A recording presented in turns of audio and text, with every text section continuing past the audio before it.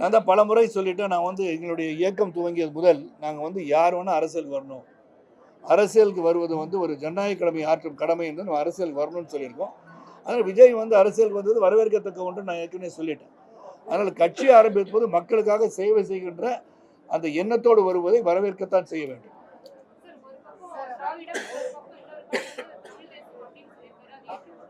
கண்டிப்பாக ஏற்றுக்கொள்ள முடியாது. ஏதாச்சும் ஒன்று கொள்கை அடிப்படையில் வந்து அவர் நான் விமர்சிக்க விரும்பலை. ஏன்னா இப்போ தான் கட்சி ஆரம்பிச்சிருக்காரு, போக போக தான் தெரியும் அவருடைய கொள்கைகள் என்ன, மற்ற கட்சிகளை விட இவர் என்ன சிறப்பாக செயல்படுத்த போகிறார், என்ன திட்டங்கள் வைத்திருக்கிறார், இந்த திட்டத்தை எப்படி செயல்படுத்த போகிறார் என்பதையெல்லாம் போக போக தான் தெரியும். இன்னைக்கு வந்து கட்சி ஆரம்பித்த உடனே நாளைக்கு வந்து இதெல்லாம் சாதிச்சிருவாருன்னு ஊடகங்கள் வந்து வளர்த்துட்டு இருக்கீங்க. அந்த ஊடகங்கள் வந்து இவர் செய்கிறாரு என்ன நடக்கு என்னன்னு கேட்கறனால அரசியல் தலைவர் அவரை பற்றி பேச வேண்டியது வருது.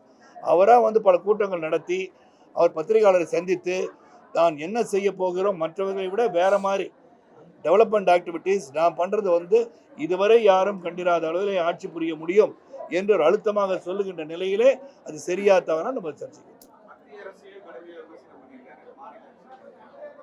ஒரு அரசியல் இயக்கத்தை ஆரம்பித்த பிறகு யாராச்சும் வந்து தாக்கினாதான் அரசியல் நடத்த முடியும் எண்ணத்தில் தான் எல்லாரும் பயணிக்கிறாங்கன்னு நினைக்கிறேன். ஆனால் மக்கள் பிரச்சனை எடுத்துரைத்து அவர் அரசியல் செய்யலாம்னு நான் நினைக்கிறேன்.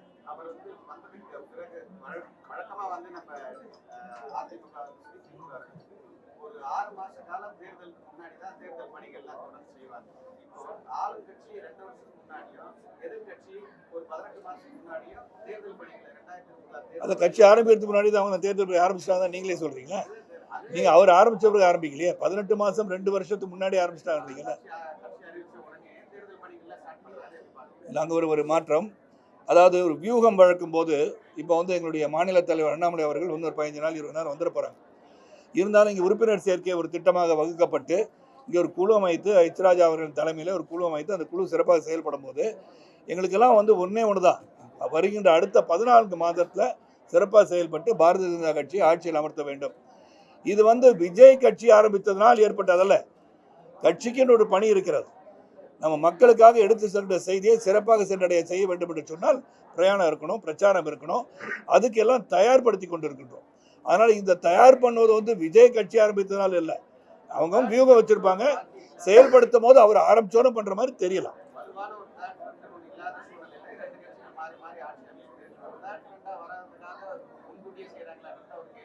இல்லை தேர்ட் ஃப்ரெண்டுலாம் கிடையாது, இங்கே ஒரே ஒரு ஃப்ரெண்டு தான், பாரதிய ஜனதா கட்சி இஸ் அ ஸ்ட்ராங் ஃப்ரெண்ட். அந்த ஃப்ரெண்டு வந்து ஆட்சி அமைக்கும் என்பது எனக்கு தெல்ல தெளிவாக எனக்கு தெரியுது.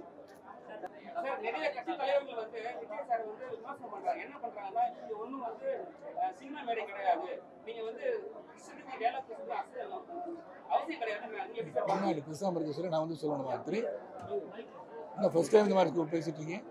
சொல்லுங்க.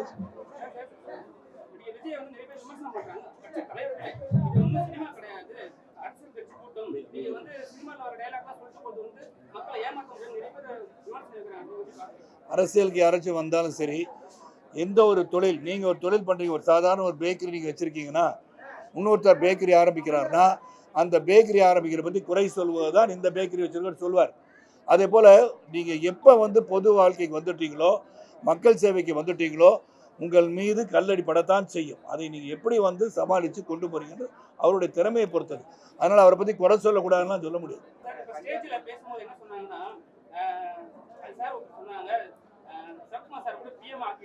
ஆமாம்,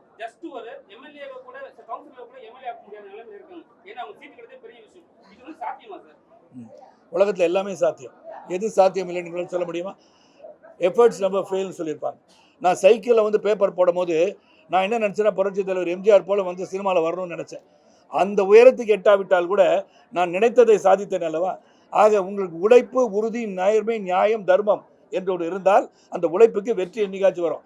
வெற்றியோட இலக்கு உயரமாக வச்சாதான் அதை அடைய முடியும், இலக்கே இல்லாமல் பண்ண முடியாது. ஆக நீங்கள் இன்றைக்கி எம்எல்சியாக வரல, எம்எல்ஏ வரலன்னா அப்போ திராவிட முன்னேற்ற கழகம் கட்சி ஆரம்பிச்சு உடனே வந்துட்டாங்களா? இல்லை, வந்த உடனே வந்துட்டாங்களா? ஏடிஎம்கே கட்சி ஆரம்பிச்ச உடனே வந்துட்டாங்க. எல்லாருமே தான். மாயத்தேவர் நின்னார், எம்பிசியில் ஜெயிச்சாங்க, அதோட பரபரப்பாச்சு, கட்சி வந்துச்சு. எல்லாருமே ஒரே நாளில் எல்லாம் ஜெயிச்சிட முடியாது. ஸோ பாரதிய ஜனதா கட்சியை பார்த்தீங்கன்னா, திராவிட முன்னேற்ற கழகமாக இருந்தாலும் சரி, அனைத்து இந்த அண்ணா திராவிட முன்னேற்ற கழகமாக இருந்தாலும் சரி, படிப்படியாக வாக்கு சதவீதம் குறைந்து கொண்டிருப்பதை தெல்ல தெளிவாக நீ பார்க்கலாம். நீங்கள் வந்து அண்மையில் பார்த்தீங்கன்னா அவங்க வந்து 36 இருந்தாங்க, இவர் வந்தாங்க. இப்போ 26 டிஎம்கே தெரியுது, கணிப்பு சொல்கிறார். இவங்க 20க்கு வந்துட்டாங்க. பாரதிய ஜனதா கட்சி தன்னிச்சையாக 11.37 கிட்டத்தட்ட சதவீதம், கூட்டணியுடன் 18%. This can also go to 25, this can also go to 30. அதை நீங்கள் மறந்துடாதீங்க. கடுமையாக உழைப்பவர்கள், தேசிய நீரோட்டத்தில் இருக்க வேண்டும், தேசியத்தை வளர்க்க வேண்டும் நினைப்பவர்கள் அதிக பேர் இருக்காங்க. 1996ஆம் ஆண்டு அன்றிருந்த ஆட்சி, புரட்சி தலைவர்களின் ஆட்சியை எதிர்த்து நான் போயிருக்கேன் தனி மனிதராக. யாருக்கும் வேண்டிய தைரியமும் கிடையாது, திராணியும் கிடையாது. அப்போ நான் வந்து விஜய் சொல்கிற மாதிரி உச்ச நடிகர் தான் நானும். மிகப்பெரிய ஃபுட்பால் அப்படின்னா அதிகமான ரசிகர்கள் ஒரு திரைப்படத்தை ஒரு தியேட்டருக்கு போய் பார்த்ததுன்னா சரத்குமார் படத்துக்கு தான். அந்த சமயத்தில் தான் நான் அரசியலுக்கே வரேன். ஆக அந்த ஃபுட்பால் இருக்கும்போது கூட, உச்ச நடிகராக இருக்கும்போதும், பெரிய பெரிய வெற்றிகள் கொடுத்த போதும் நானே அரசியலுக்கு வரேன். காரணம் மக்கள் சேவைக்காக. அன்று எல்லாரும் சொன்னாங்க அவங்களை எதுக்கவே முடியாதுன்னு. வீட்டை வந்து சொன்ன மாதிரி அன்பு சுந்தர் பேசும்போது சொன்னாங்க, கல்லால் அடித்தாங்க, மலத்தை கழித்து ஊற்றினாருங்க. ஆனால் 40 நாட்கள் தொடர்ந்து பிரச்சாரம் பண்ணேன். அப்போ எதிர்க்கின்ற சக்தி மட்டும் இல்லை, நாங்கள் இயக்கம் துவங்கிய காலத்தில் மாபெரும் தளர்வுகளை எதிர்த்து அரசியல் பண்ணோம். ஆனால் என்னை பொறுத்த வரைக்கும் எதுவும் சாத்தியம், உழைப்பு உறுதி இருந்தால். நேசிய ஈரோட்டத்தில் இன்னைக்கு உலகத்தளவில் நீங்கள் பார்த்தீங்கன்னா, எல்லாம் பேசும்போது சொன்னாங்க, எல்லாருக்கும் தெரிந்த உண்மை, இன்று இந்தியாவுக்கு ஒரு மிகப்பெரிய புகலிடம் கிடைத்திருக்கு என்று சொன்னால் அது நமது பாரத பிரதமர் மோடி அவர்களால் தான். ஏன்னா உக்ரைன் அதிபர் சொல்றாரு, இந்த போரை நிறுத்துவதற்கு ஒருவரால் முடியும் என்று சொன்னால் அது இந்திய பிரதமர் மோடிஜி அவர்களால் தான் முடியும்ன்றாரு. இதை புட்டின் அவர்கள் சொல்கிறார்கள். இவர் வந்து இந்தியா வந்து should be declared as a super power, வல்லரசு நாடாக அறிவிக்க வேண்டும் அப்படின்னு சொல்றாங்க. அப்போ எதை சுட்டி காட்டுகிறது? ஒருத்தர் சொல்றாரு, பார்த்தேன் இணையதளத்தில், புட்டினுடைய பாதுகாப்பு உலகத்திலே மிகப்பெரிய பாதுகாப்பு. அந்த பாதுகாப்பு அரணை உடைத்து கொண்டு யாரும் அறிய கூட சொல்ல முடியாது. ஆனால் மோடிஜி அவர்களால் தான் புட்டின் அவர்களை கட்டி தழுவி தட்டி கொடுக்க முடிகின்ற ஒரு தலைவனாக இருக்கார். சார் எதை சுட்டி காட்டுனா, அந்த பெருமை உயர்ந்து விட்டது, இந்தியனின் பெருமை உயர்ந்து விட்டது. உலக அளவில் ட்ரம்ப்போட மீட்டிங்கில் வெற்றி விழா அறிவித்த உடனேயே பேசும்போது மோடிஜி மோடிஜி மோடிஜின்னு எல்லாம் சொல்கிறாங்க. ஏன் சொல்கிறாங்க? அங்கே இந்தியர்களும் அவருக்கு வாக்களித்திருக்கிறார்கள் என்பதை சுட்டி காட்டியிருக்கிறது. உலக அளவில் ஒருவரை போற்றிக் கொண்டிருக்கிறார்கள். இங்கு இந்த மாநிலத்தில் மட்டும் போற்ற முடியவில்லை என்றால் மக்கள் வெளிப்படைகிறார்கள், போற்றுவார்கள். போற்றும் காலம் உருவாகி கொண்டிருக்கிறது.